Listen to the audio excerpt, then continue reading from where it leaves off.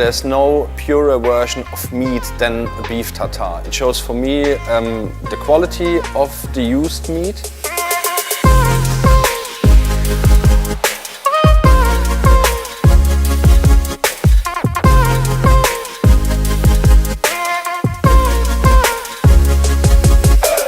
It's traditional in any kind of culture. We combined it with Frankfurt green herbs, what would be usually served in a Frankfurt green sauce called. We made mayonnaise out of it.